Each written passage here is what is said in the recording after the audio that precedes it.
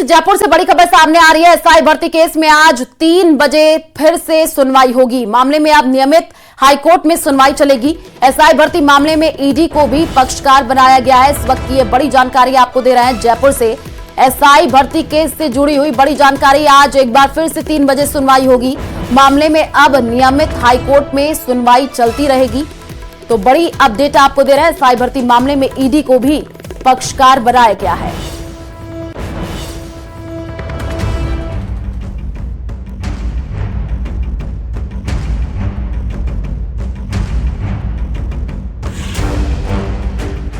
High court ने RPSC को लगाई फटकार। एफआईआर दर्ज करने से क्यों किया इनकार? सरकार की तमाम कोशिशों के बावजूद आरपीएससी की साख बहाल नहीं हो पा रही।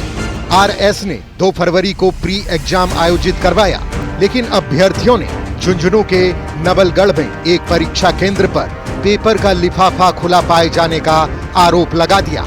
आरोप की हवा निकालने के लिए आरपीएससी ने परीक्षा के 5 घंटे बाद आंसर की जारी कर दी। उस बखेड़े से अभी पीछा छूटा भी नहीं था कि मंगलवार को एसआई भर्ती मामले में हाईकोर्ट ने आरपीएससी को फटकार लगा दी। कोर्ट ने एसओजी से पूछा कि क्या आरपीएससी ने कोई एफआईआर करवाई। एसओजी के एडीजी का जवाब, एफआईआर नहीं करवाई।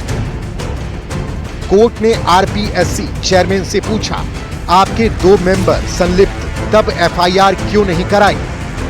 आपके सदस्य आपराधिक गतिविधि में शामिल हैं, ऐसे में आपको एफआईआर करानी थी। एसओजी के एडीजी ने कोर्ट से कहा, सीनियर टीचर भर्ती परीक्षा का पेपर भी लीक हुआ। कोर्ट ने आरपीएससी के चेयरमैन से पूछा, क्या आपने इस मामले में एफआईआर दर्ज कराई? आरपीएससी चेयरमैन ने कोर्ट से कहा, मामले में भी एफआईआर नहीं कराई। कोर्ट ने कहा, क्या यह संस्था गूंगी बहरी हो चुकी है? क्या इनका कोई धनी धोरी भी है? कोर्ट ने कहा, आरपीएससी की ड्यूटी नहीं बनती कि पेपर लीक होने पर एफआईआर कराए। कोर्ट ने एसओजी के एडीजी से पूछा, क्या आरपीएससी के चेयरमैन संजय क्षोत्रिय को आरोपी बनाया? एसओजी के एडीजी वीके सिंह का जवाब, नहीं। कोर्ट ने एसओजी से पूछा, क्या आपने उन्हें क्लीन चिट दी? कि ये रिपोर्ट जो है एसआईटी की, ये किसके निर्देश पर बनाई गई, किस अथॉरिटी से बनाई गई? तो इसका जवाब उनकी तरफ से ये दिया गया कि ये उन्होंने अपनी खुद की मर्जी से बनाई है।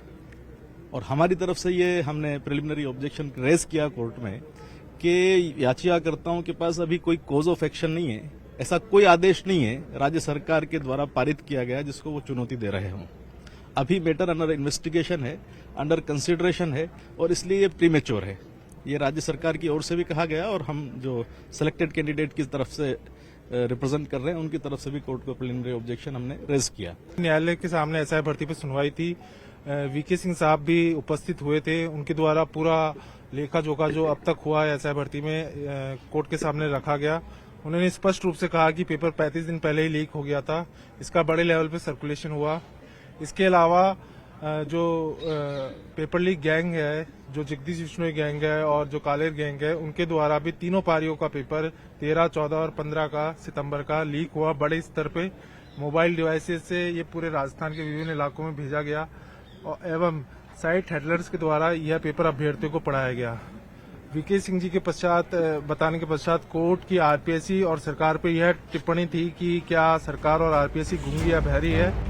कोर्ट ने आरपीएससी में सदस्यों के चयन पर भी सवाल खड़े किए हैं। मामले की अगली सुनवाई 12 फरवरी को होगी। आपको बताते चलें कि एसओजी, पुलिस मुख्यालय, एजी और कैबिनेट सब कमेटी भर्ती रद्द करने की सिफारिश कर चुके हैं, जबकि ट्रेनिंग ले रहे सब इंस्पेक्टर्स इस नौकरी के लिए दूसरी सरकारी नौकरी छोड़ने की दलील दे रहे हैं।